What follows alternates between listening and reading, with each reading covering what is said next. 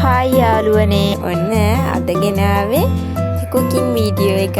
ඉතින් අද හදන්නේ පොලොස් කරියක්. අපි බලමු පොලොස් කරිය හදාගන්නේ කොහොමද කියලා. මුලින්ම අපි මේ වගේ පොලොස් ගෙඩියක් අරගෙන ඒක අවශ්‍ය ප්‍රමාණයට කපා ගන්නවා. ඒ කපා ගන්න පොලොස් කෑලි ලුණු කහ දැමූ වතුරකට දාන්න ඕනි. මොකද නැත්තම් කහට පිපෙන්න බලනවා. ඊට පස්සේ ඒක හොඳට හොදගෙන ඒකට ලුණු කහ කුරුඳු කෑල්ලක් වගේම බැදපු 3-5 මිරිස් අවශ්‍ය ප්‍රමාණයට දාලා දිය කිරින් තම්බ ගන්නවා.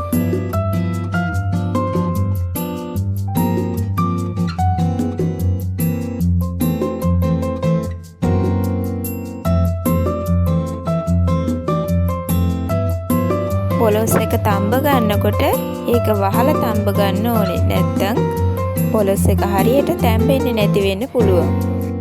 ඊට පස්සේ පොලොස් එක ටෙම්පරාදු කරගන්න අවශ්‍ය දේවල් ටික කපා ගත්තා.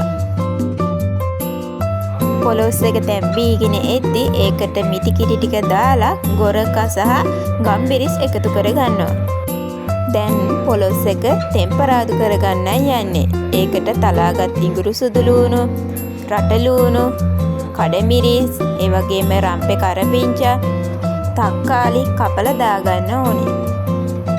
ඊට පස්සේ ඒක පැදීගෙන එනකොට අපේ පොලොස් එක අපි ඒකට දාගන්නවා.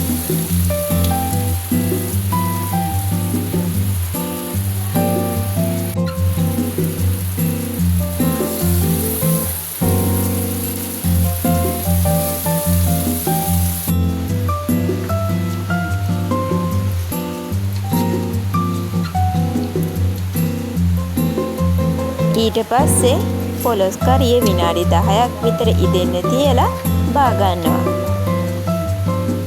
ඔන්න දැන් පොලොස් කරිය නම් හදාගෙන ඉවරයි. දැන් ඉතින් කන්න තමයි තියෙන්නේ.